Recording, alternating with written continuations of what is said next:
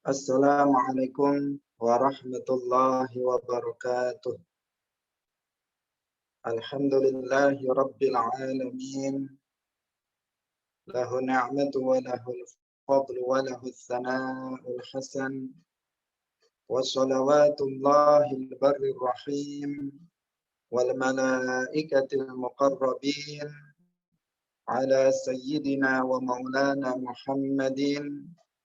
وعلى آله وأصحابه الطيبين الطاهرين اللهم لا سهل إلا ما جعلته سهلا وأنت تجعل الحزن إذا شئت سهلا اللهم ارزقنا الإخلاص في النية والقول والعمل وبعد.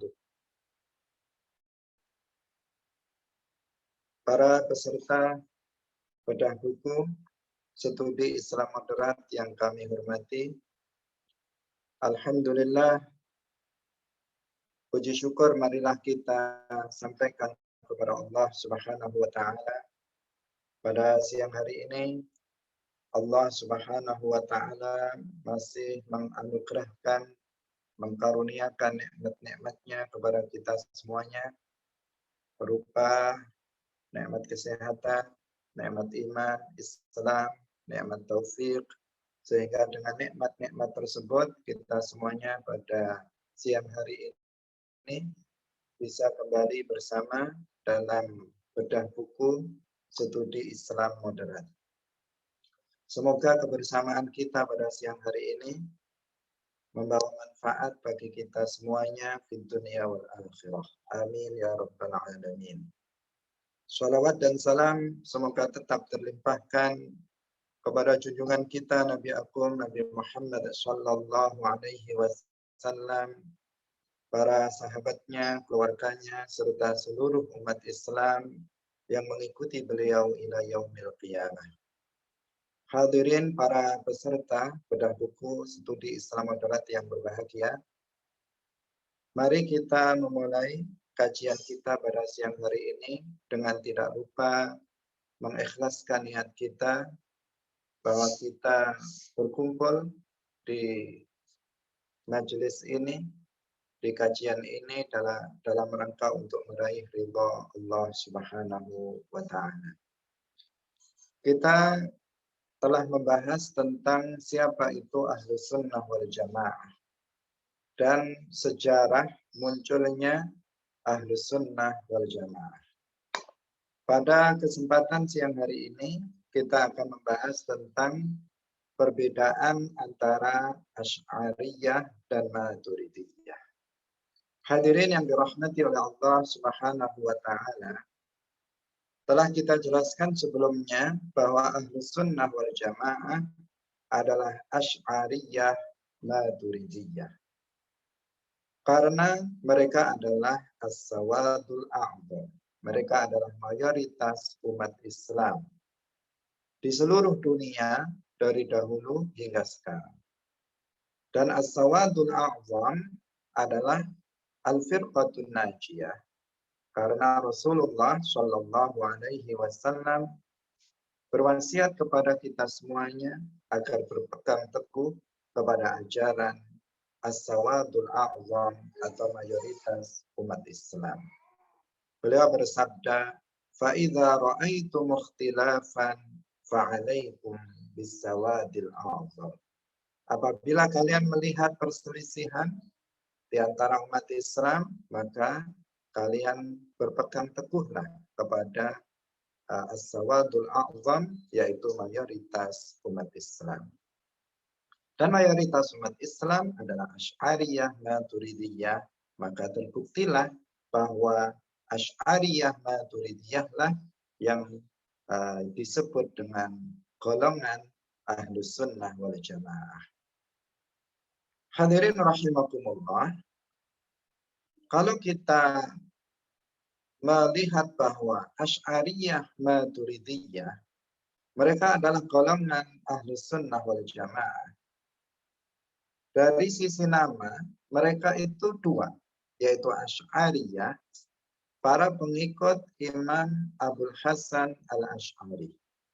Maturidiyah para pengikut Imam Abu Mansur Al-Maturidi. Tetapi mereka adalah satu. Mereka dua, tetapi pada hakikatnya adalah satu golongan, yaitu golongan Ahlus Sunnah wal Jamaah. Maka boleh dikatakan Asy'ariyah adalah Maturidiyah, Maturidiyah adalah Asy'ariyah, karena keduanya adalah satu golongan, yaitu Ahlus Sunnah wal Jamaah. Pertanyaannya, bagaimana bisa dua kelompok disebut sebagai satu kelompok?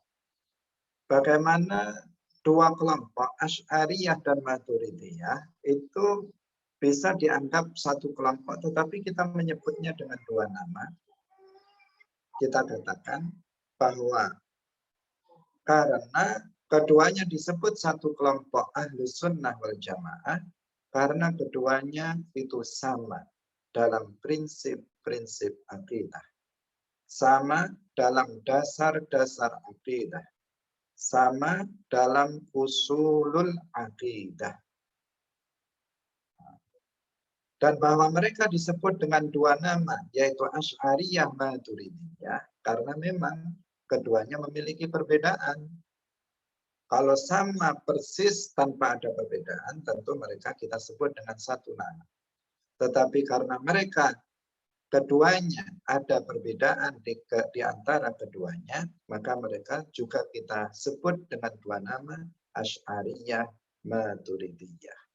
Namun, perbedaan pendapat di antara dua kelompok Asy'ariyah dan Maturidiyah itu perbedaan di dalam furu'ul aqidah, di dalam permasalahan-permasalahan cabang dalam masalah akidah, bukan dalam masalah usul al-aqidah, bukan dalam dasar-dasar dan prinsip-prinsip permasalahan akidah. Para peserta yang dirahmati oleh Allah Subhanahu wa taala, di dalam permasalahan akidah itu, atau kita katakan permasalahan-permasalahan akidah itu terkelompokkan menjadi dua bagian. Yang pertama, permasalahan-permasalahan akidah yang disebut dengan usulul akidah, dan yang kedua adalah permasalahan-permasalahan akidah yang disebut dengan furu'ul akidah. Seseorang atau kelompok yang berbeda dengan Ahlus Sunnah wal Jamaah dalam usulul akidah, maka mereka keluar dari golongan Ahlus Sunnah wal Jamaah. Artinya mereka tidak bisa disebut dengan Ahlus Sunnah wal Jamaah. Kalau ada golongan dalam usulul akidah mereka berbeda dengan kita, maka mereka bukan Ahlus Sunnah wal Jamaah. Artinya berbeda dengan Asy'ariyah Maturidiyah, maka mereka bukan Ahlus Sunnah wal Jamaah. Atau ada seseorang, mereka meyakini keyakinan yang bertentangan dengan Ahlus Sunnah wal Jamaah dalam usulul akidah, maka mereka, orang-orang tersebut tidak disebut sebagai bagian dari Ahlus Sunnah wal Jamaah. Berbeda dengan apabila ada seseorang yang dia berbeda dengan Ahlus Sunnah wal Jamaah tidak dalam usulul akidah, tetapi dalam furu'ul akidah. Maka orang tersebut tidak keluar dari rumah besar Ahlus Sunnah wal Jamaah. Asy'ariyah dan Maturidiyah masih dalam satu golongan. Kenapa? Karena Asy'ariyah dan Maturidiyah sama-sama atau memiliki kesamaan ajaran dalam usulul akidah. Meskipun mereka ada perbedaan dalam jumlah yang sedikit, artinya perbedaan di antara keduanya itu sedikit, dan itu dalam furu'ul akidah, dalam permasalahan-permasalahan yang merupakan cabang dari akidah. Hadirin yang dirahmati oleh Allah Subhanahu wa taala. Permasalahan-permasalahan akidah yang tergolong sebagai usulul akidah adalah yang disebut dalam hadis Jibril yang disebut dengan a'zamu umuril iman, atau belakangan dikenal dengan sebutan arkanul iman, yaitu dasar-dasar keimanan yang 6 yang disebutkan dalam hadis Jibril, yaitu hadis panjang di mana malaikat Jibril alaihi salam datang kepada Rasulullah Shallallahu alaihi wasallam yang sedang duduk bersama para sahabat. Ketika itu malaikat Jibril bertanya tentang iman, bertanya tentang Islam, bertanya tentang ihsan, dan bertanya tentang tanda-tanda kiamat. Ketika ditanya tentang iman, Rasulullah Shallallahu alaihi wasallam bersabda, al-imanu an tu'mina billahi wa malaikatihi wa kutubihi wa rusulihi wal yaumil akhiri wal qadari khairihi wa syarrihi. Iman itu adalah apabila kamu beriman kepada Allah, beriman kepada para malaikatnya, beriman kepada kitab-kitabnya, beriman kepada para rasulnya, beriman kepada hari akhir, dan kamu beriman kepada qadar, baiknya maupun buruknya. 6 ajaran inilah yang tergolong sebagai usulul akidah, sebagai dasar-dasar atau prinsip-prinsip akidah. Seseorang yang berbeda dengan Ahlus Sunnah wal Jamaah dalam 6 masalah ini, maka mereka bisa keluar dari golongan Ahlus Sunnah wal Jamaah. Hadirin para peserta bedah buku yang dirahmati oleh Allah Subhanahu wa taala. Yang pertama, di antara usulul iman atau usulul aqidah adalah al-imanu billah, yaitu meyakini dengan keyakinan yang mantap tanpa ada keraguan bahwasanya Allah Subhanahu wa taala itu ada. Dan adanya Allah itu tidak serupa dengan adanya makhluk. Adanya tanpa permulaan, adanya tanpa berpenghabisan. Dia bukan benda yang bisa dipegang dengan tangan, dan juga bukan benda yang tidak bisa dipegang dengan tangan. Sama sekali bukan berupa benda. Dan dia tidak disifati dengan sifat-sifat benda. Maka Allah Subhanahu wa taala itu ada tanpa tempat, ada tanpa arah. Allah Subhanahu wa taala tidak memiliki bentuk, tidak memiliki ukuran. Allah Subhanahu wa taala tidak memiliki warna, tidak dikatakan dia hitam, putih, kuning, merah, dan seterusnya. Tidak dikatakan bahwa Allah Subhanahu wa taala memiliki anggota badan seperti mata, tangan, kepala, kaki, dan seterusnya. Allah Subhanahu wa taala laisa kamitslihi syai', tidak ada sesuatu pun yang menyerupainya, baik dari satu segi maupun semua segi. Ini makna al-imanu billah, beriman kepada Allah. Kalau ada seseorang keyakinannya bertentangan dengan ini, dia meragukan tentang adanya Allah, maka dia bukan bagian dari Ahlus Sunnah wal Jamaah. Atau ada seseorang atau kelompok yang mereka meyakini bahwasanya Allah Subhanahu wa taala menyerupai makhluknya, memiliki bentuk, memiliki ukuran, berada pada tempat tertentu, berada pada arah tertentu, maka orang atau golongan yang meyakini keyakinan seperti itu bukan bagian dari Ahlus Sunnah wal Jamaah. Karena ajaran mereka bertentangan dengan ajaran Ahlus Sunnah wal Jamaah dalam prinsip akidah, yaitu dalam keimanan kepada Allah Subhanahu wa taala. Usulul akidah yang kedua adalah al-imanu bimalaikatillah, yaitu beriman kepada para malaikat Allah Subhanahu wa taala. Beriman kepada para malaikat artinya kita meyakini tanpa ragu bahwa para malaikat itu ada. Kita nggak pernah melihatnya. Nah, sebagian mungkin ada, tetapi kita secara umum tidak melihatnya. Tetapi kita meyakini tanpa ragu bahwa para malaikat itu ada. Para malaikat adalah makhluk-makhluk Allah yang mulia. Hamba-hamba Allah yang mulia yang diciptakan oleh Allah Subhanahu wa taala dari cahaya. Mereka semuanya muslim, semuanya beragama Islam.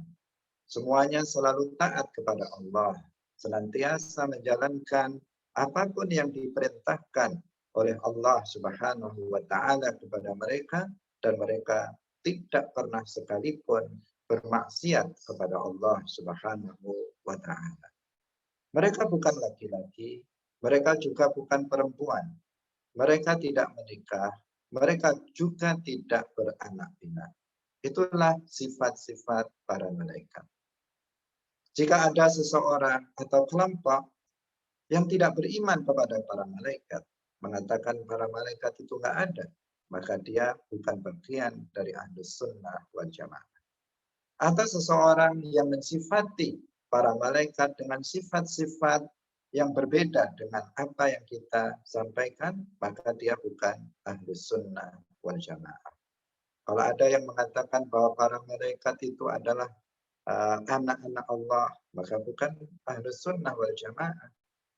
Kalau ada yang mengatakan bahwa para malaikat itu adalah perempuan, maka mereka bukan bagian dari Ahlus Sunnah wal Jamaah.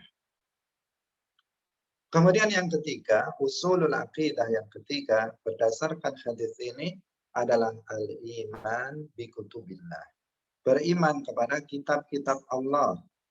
Beriman kepada kitab-kitab Allah artinya kita meyakini dengan keyakinan yang mantap tanpa ada keraguan sama sekali bahwasanya Allah Subhanahu wa taala menurunkan kitab-kitabnya kepada sebagian para nabinya.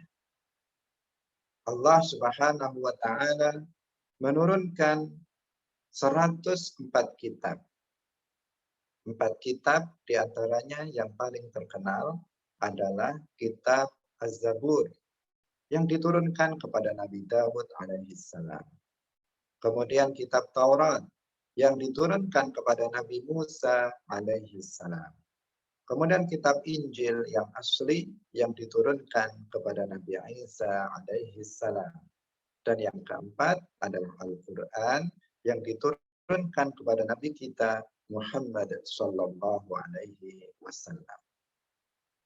Kemudian usulul aqidah yang keempat adalah al-iman bi rusulillah. Artinya beriman kepada para nabi-nabi Allah. Baik nabi-nabi yang menjadi rasul maupun nabi-nabi yang bukan rasul.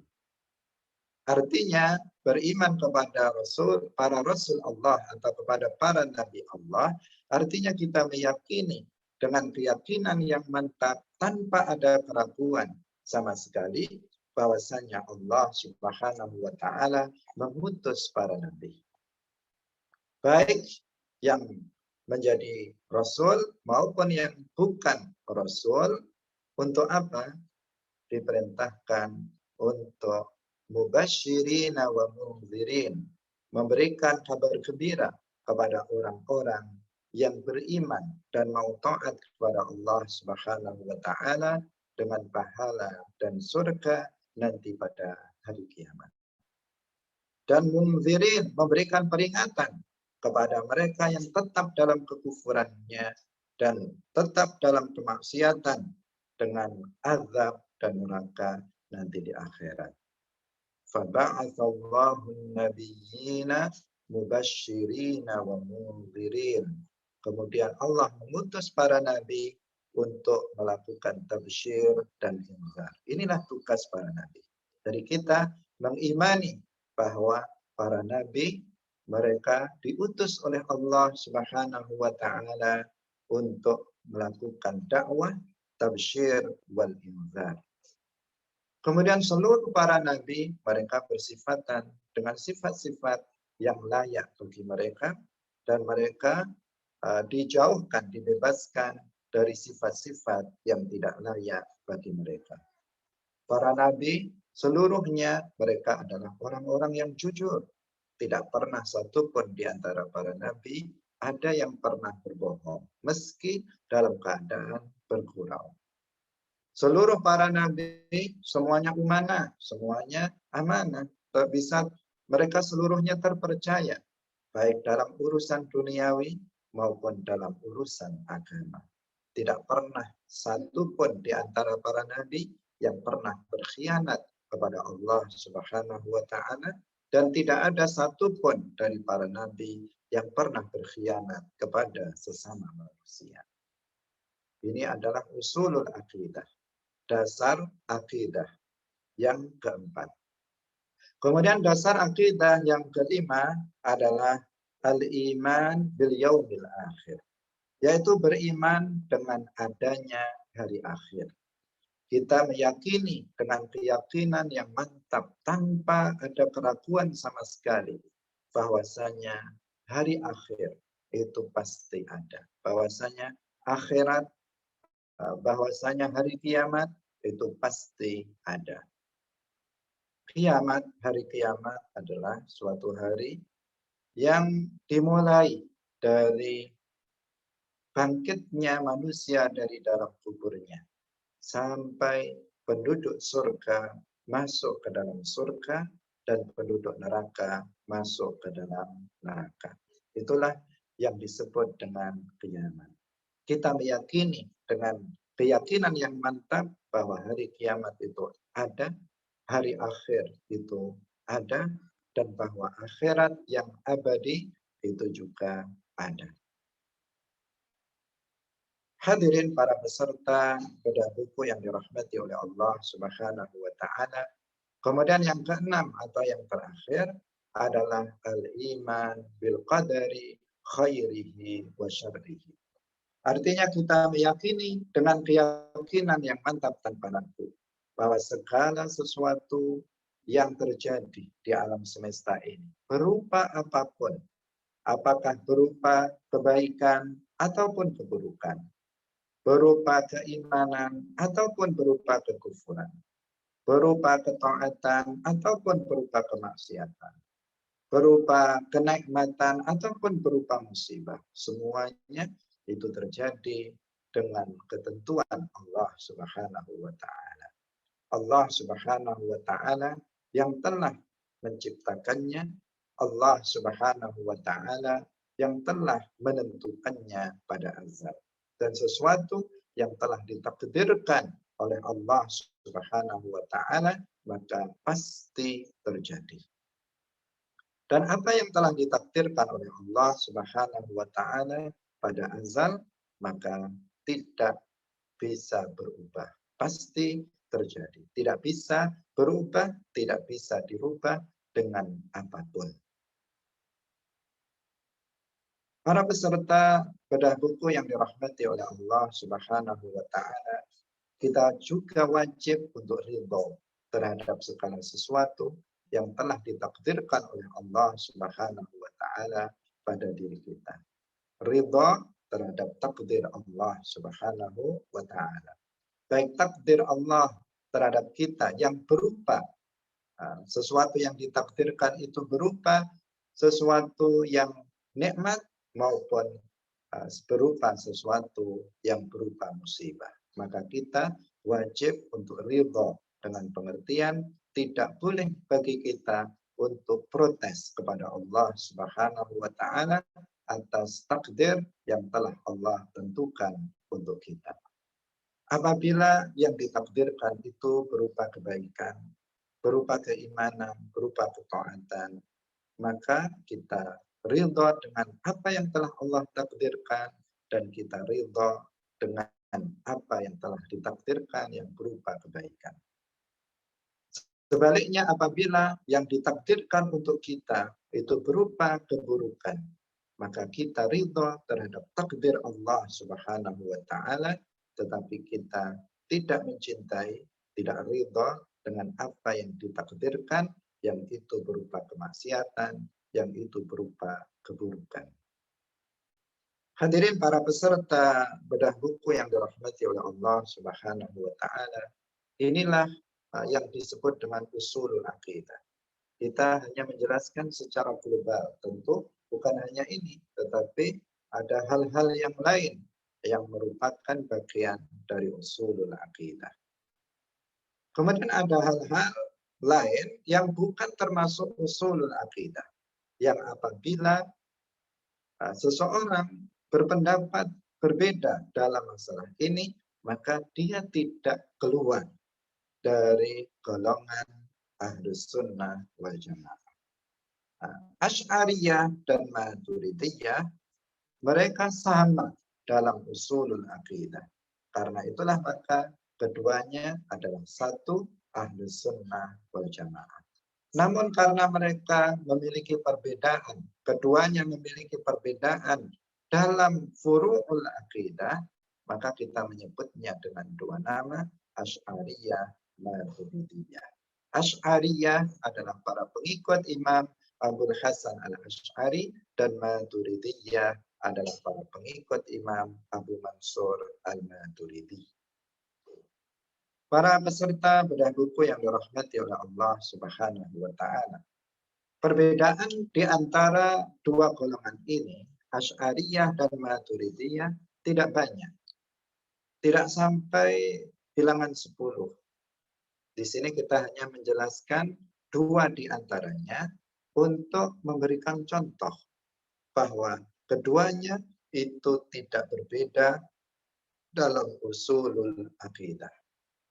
Yang pertama, perbedaan di antara keduanya adalah dalam masalah sifatul takwin atau sifatul fi'li, sifat perbuatan Allah. Sifat-sifat Allah itu para ulama mengelompokkannya menjadi dua. Yang pertama namanya sifatul dzat, dan yang kedua namanya sifatul fi'li atau sifatul takwin. Sifatul dzat adalah sifat-sifat Allah Subhanahu wa taala yang Allah disifati dengan sifat-sifat tersebut dan tidak disifati dengan sifat-sifat kebalikannya. Itu namanya sifatul dzat. Seperti sifat wujud, Allah disifati dengan sifat wujud, tidak disifati dengan sifat kebalikannya, yaitu sifat adam, sifat tiada. Allah Subhanahu wa taala disifati dengan sifat qidam, tidak disifati dengan sifat kebalikannya, yaitu hudus. Allah Subhanahu wa taala disifati dengan sifat baqa. Allah Subhanahu wa taala tidak disifati dengan kebalikannya, yaitu sifat fana. Allah Subhanahu wa taala disifati dengan sifat mukhalafatul hawaditsi, berbeda dengan makhluk, tidak disifati dengan sifat kebalikannya, yaitu sifat mumatsalatul hawaditsi. Begitu seterusnya sampai 13 atau 20 sifat wajib bagi Allah, itu seluruhnya disebut dengan sifatul dzat, yaitu sifat-sifat yang Allah disifati dengan sifat-sifat itu dan tidak disifati dengan sifat kebalikannya. Kemudian yang kedua namanya sifatul fi'li atau sifatul takwin, sifat perbuatan Allah. Yaitu sifat-sifat yang Allah Subhanahu wa taala disifati dengan sifat-sifat itu dan disifati dengan sifat-sifat kebalikannya. Seperti al-ihya, Allah Subhanahu wa taala disifati dengan sifat menghidupkan, dan Allah Subhanahu wa taala juga disifati dengan sifat kebalikannya, yaitu sifat al-imatah, sifat mematikan. Allah yang menghidupkan, Allah juga zat yang mematikan makhluknya. Allah Subhanahu wa taala disifati dengan sifat al-is'ad, yaitu menjadikan seseorang, menjadikan sebagian hambanya menjadi orang yang bahagia, yang nanti akan masuk surga, mati dalam keadaan husnul khatimah, membawa iman. al-is'ad. Allah Subhanahu wa taala juga disifati dengan sifat kebalikannya, yaitu al-ishqa, yaitu menjadikan sebagian hambanya itu celaka, masuk ke dalam neraka, mati dalam keadaan kufur. Nah, sifat-sifat seperti ini namanya sifatul fi'li atau sifat perbuatan Allah Subhanahu wa taala. Allah Subhanahu wa taala disifati dengan sifat-sifat tersebut dan disifati dengan sifat-sifat yang merupakan kebalikan dari sifat tersebut. Para peserta yang dirahmati oleh Allah Subhanahu wa taala, Asy'ariyah dan Maturidiyah, mereka semuanya dalam masalah sifat Allah meyakini keyakinan yang sama bahwa sifat-sifat Allah tidak serupa dengan sifat-sifat makhluk. Sifat-sifat Allah kulluha azaliyatun abadiyatun. Sifat-sifat Allah itu semuanya azaliyah, tidak berpermulaan, abadiyatun, tidak berpenghabisan, la tataghayyar, tidak berubah-ubah. Itulah keyakinan yang mendasar di antara Asy'ariyah dan Maturidiyah. Tetapi ketika mereka menjelaskan tentang sifatut takwin, ada perbedaan di antara keduanya. Para ulama Asy'ariyah mengatakan bahwa sifatut takwin adalah asarun min asari kudratillah. Sifat takwin, sifat mengadakan atau meniadakan, mematikan, menghidupkan, itu adalah asar dari sifat kudrah Allah. Itu adalah pengaruh dari sifat kudrah Allah. Karena kita tahu bahwa Allah Subhanahu wa taala bersifatan dengan sifat kudrah, yaitu kuasa yang sempurna. Dengan kudrahnya Allah, dengan kekuasaannya itu, Allah mengadakan makhluk dari tiada menjadi ada dan meniadakan makhluk dari ada menjadi tiada. Maka takwin itu adalah merupakan bagian dari sifat kudrah. Dia adalah asar dari sifat kudrah Allah Subhanahu wa taala. Karena itulah maka Asy'ariyah mengatakan bahwa sifat ini bukan sifat yang azaliyah abadiyah. Yang azali abadi adalah sifat kudrahnya, sementara al-fi'lu itu adalah asar dari sifat kudrah Allah Subhanahu wa taala. Ini menurut sebagian besar dari para ulama Asy'ariyah. Sementara Maturidiyah, mereka memiliki pendapat yang lain. Mereka mengatakan bahwa sifatut takwin adalah sifat yang azaliyah abadiyah. Sifat yang azaliyah abadiyah.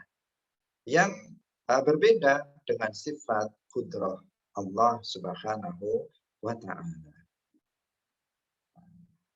Menurut mereka, sifat-sifat perbuatan Allah ini adalah sifat yang azaliyah abadiyah, sedangkan sesuatu yang menjadi objek dari sifat takwin itu adalah hadis, baharu yang adanya berpermulaan. Ini adalah pendapat dari kelompok Maturidiyah yang juga menjadi pendapat dari Al-Imam Abu Hanifah radhiyallahu anhu. Juga menjadi pendapat dari Al-Imam Al-Bukhari. Al-Imam Abu Hanifah dalam salah satu kitabnya yang berjudul Al-Fiqhul Akbar.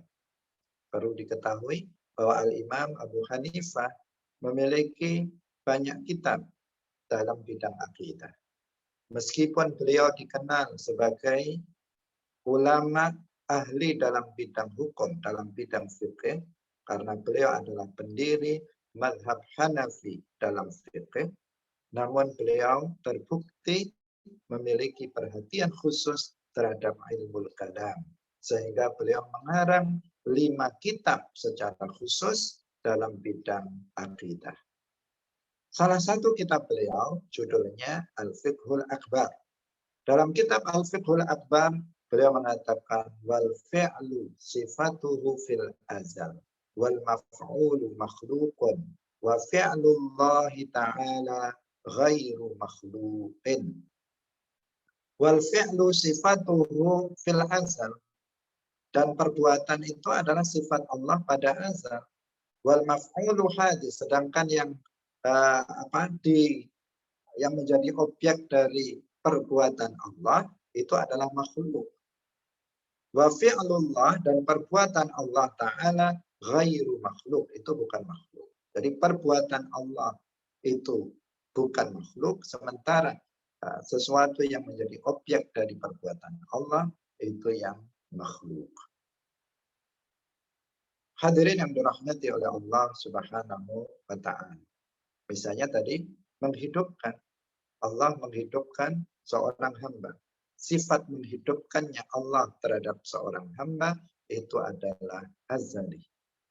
Sementara manusia yang dihidupkan itu adalah hadis.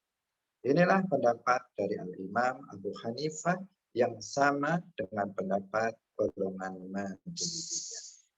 Demikian juga Al-Imam Al-Bukhari radhiyallahu anhu, salah seorang ahlul hadis.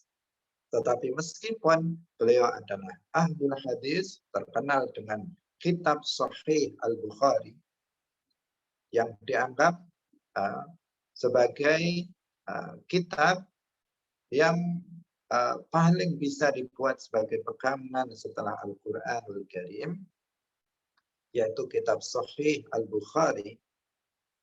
Beliau Al-Imam Al-Bukhari dalam kitab Sahih Al-Bukhari Kitab Tauhid, beliau mengatakan babu ma jaa fi takhliqis samawati wal ardi wa ghairihima minal khalaiqi wa huwa fi'lu rabbi tabaraka wa ta'ala wa amruhu farrabbu bisifatihi wa fi'lihi wa amrihi wa huwal khaliqul mukawwinu ghairu makhluqin wa ma kana bi fi'lihi wa amrihi wa takhliqihi wa takwinihi fa huwa maf'ulun makhluqun mukawwanun. Yang intinya sama dengan apa yang tadi kita jelaskan, bahwa perbuatan Allah itu adalah azali, bukan makhluk, sementara sesuatu yang menjadi objek dari perbuatan Allah yang berupa itu adalah yang makhluk, hadisun. Ini pendapat Al-Imam Al-Bukhari, pendapat Al-Imam Abu Hanifah, pendapat kelompok Maturidiyah, dan pendapat sebagian dari para ulama Asy'ariyah. Sementara sebagian besar para ulama Asy'ariyah berpendapat bahwa sifatut takwin adalah atharun min athari qudratillahi ta'ala. Hadirin para peserta bedah buku yang dirahmati oleh Allah Subhanahu wa Ta'ala, apabila kita perhatikan, sebenarnya tidak ada perbedaan di antara mereka. Perbedaannya sesungguhnya hanya perbedaan dalam ibarah. Perbedaan dalam ibarah, karena seluruhnya, keduanya sepakat bahwa seluruh sifat Allah itu azaliyah, abadiyah. Hanya saja yang satu memasukkan sifatul fi'li sebagai sifat tersendiri, sehingga mengatakan bahwa dia adalah sifat yang azali, sifat yang azaliyah, abadiyah. Sementara yang satunya memasukkan, yaitu Asy'ariyah, memasukkan sifatut takwin sebagai bagian dari sifat kudrah Allah yang azaliyah, abadiyah. Jadi perbedaan diantaranya dalam furu'ul aqidah, bukan dalam usulul aqidah. Karena yang usul, yang merupakan usulul aqidah adalah keyakinan bahwa Allah tidak serupa dengan makhluk, zatnya tidak serupa dengan zat makhluknya, sifatnya tidak serupa dengan sifat makhluknya, perbuatannya tidak serupa dengan perbuatan makhluknya. Ini yang usul. Sementara mereka semuanya meyakini bahwa sifat Allah itu berbeda dengan sifat makhluknya, sifat Allah seluruhnya azaliyah, abadiyah. Hadirin yang dirahmati oleh Allah Subhanahu wa taala.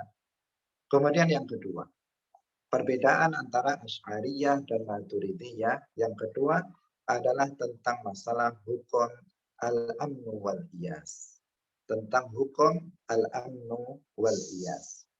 Al-amnu min makrillah artinya ini sebelum kita akan menyebutkan begini, bahwa Asy'ariyah itu berpendapat bahwasanya al-amnu min makrillah wal ya'su min rahmatillah itu menurut mereka itu bukan sesuatu yang kufur, tetapi merupakan dosa besar.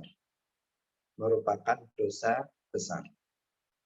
Sementara Maturidiyah, mereka berpendapat bahwasanya al-amnu min makrillah dan al-ya'su min rahmatillah itu adalah sebuah kekufuran.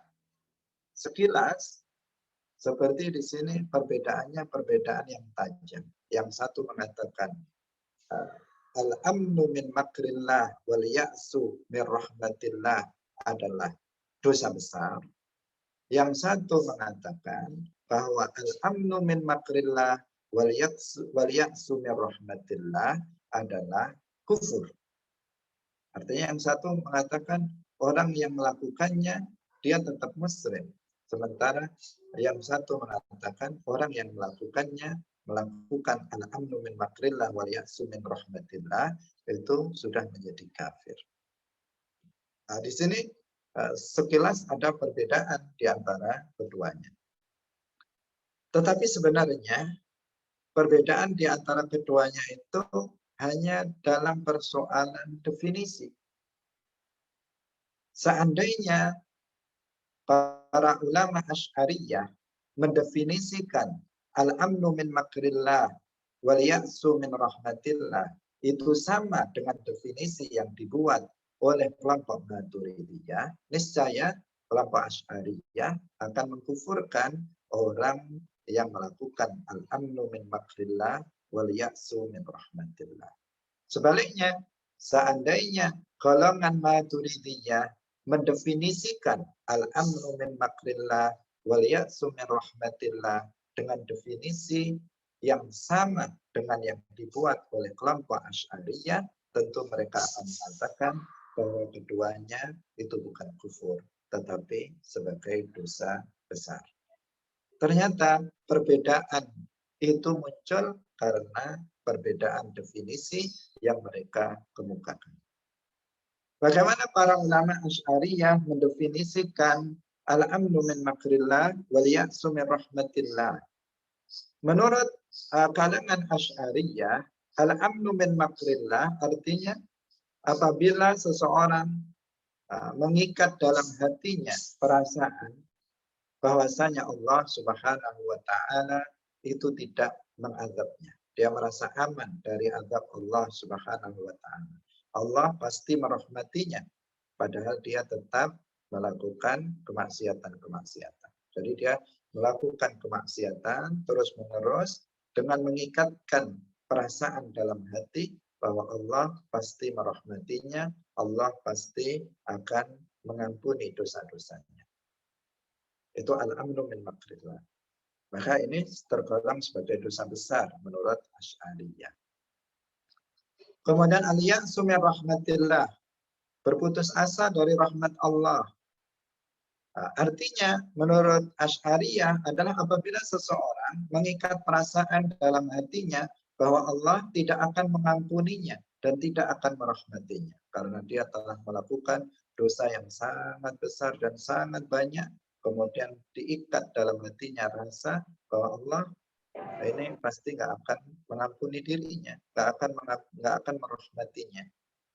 Ini namanya al-ya'su min rahmatillah. Ini tergolong sebagai dosa besar menurut kelompok Asy'ariyah. Sementara kelompok Maturidiyah definisinya berbeda. dengan definisi yang dibuat oleh kelompok Asy'ariyah, di mana mereka mengatakan bahwa al-amnu min makrillah, merasa aman dari azab Allah, adalah apabila seseorang merasa aman dari azab Allah karena prasangkanya kepada Allah bahwa Allah tidak mampu. Perhatikan di sini. Dia merasa aman dari azab Allah karena dia meyakini atau berprasangka bahwa Allah Subhanahu wa taala tidak akan mampu untuk menyiksanya, tidak akan mampu untuk melaksanakan ancamannya.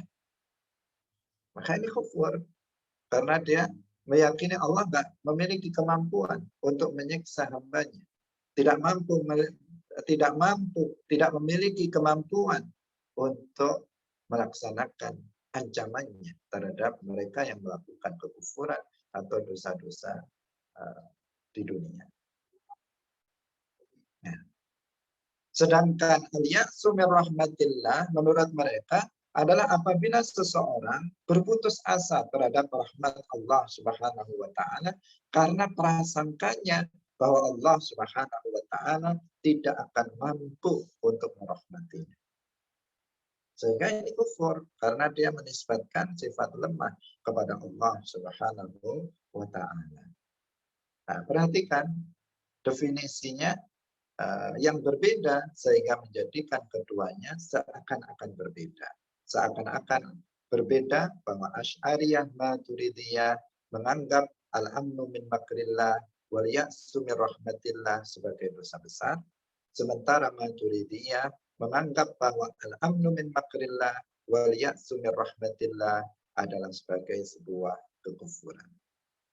Maka tadi kita katakan seandainya definisinya sama, maka mereka memiliki pendapat yang sama. Maka sesungguhnya tidak ada perbedaan yang prinsip di antara golongan Asy'ariyah dan Maturidiyah. Hadirin para peserta bedah buku yang dirahmati oleh Allah Subhanahu wa taala. Silahkan, mana tahu ada pertanyaan yang diajukan terkait dengan perbedaan antara Asy'ariyah dan Maturidiyah. Yang pada pokoknya bahwasanya Asy'ariyah Maturidiyah adalah satu golongan, yaitu Ahlus Sunnah wal Jamaah. Asy'ariyah adalah Maturidiyah, Maturidiyah adalah Asy'ariyah. Bahwa mereka berbeda, benar, tetapi dalam beberapa permasalahan dan dalam furu'ul aqidah, bukan dalam masalah usulul aqidah.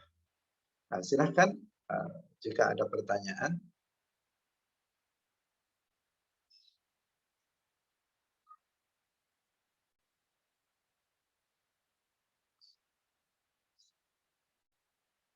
Jika sudah tidak ada, maka kita tutup kajian kita pada siang hari ini. Insya Allah akan kita lanjutkan kembali bedah buku studi Islam moderat. Bagi para peserta yang belum memiliki bukunya, dipersilakan untuk mendapatkannya. Bisa menghubungi panitia atau langsung kepada saya biar ada catatan dan ada buku yang bisa dibaca sehingga lebih mudah dalam mengikuti kajian ini. Karena kajian ini akan berlangsung lama insya Allah, karena kita akan kaji bab per bab, poin per poin dalam yang tertulis dalam buku ini. Demikian, kurang lebihnya mohon maaf yang sebesar-besarnya. Barakallahu fikum, wallahu muwaffiq ila aqwamit thariq. Wassalamualaikum warahmatullahi wabarakatuh. La ilaha illallah. Allahumma salli ala sayyidina Muhammad wa ala alihi wa sahbihi wa sallim. Rabbi ghfirli wa liwalidayya wa lil mu'minina wal mu'minat.